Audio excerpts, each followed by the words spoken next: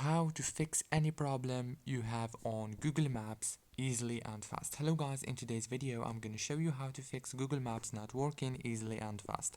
So all what you have to do is simple, just keep watching until the end.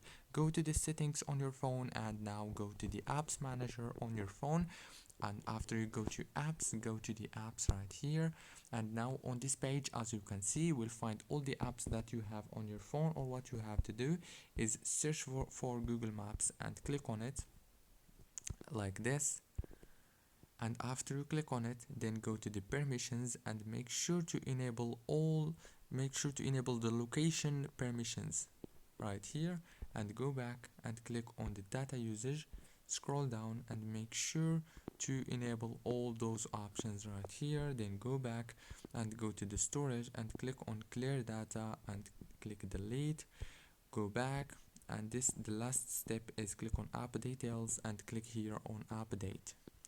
And after that, you open Google Maps and it's gonna be working. Don't forget to like, subscribe.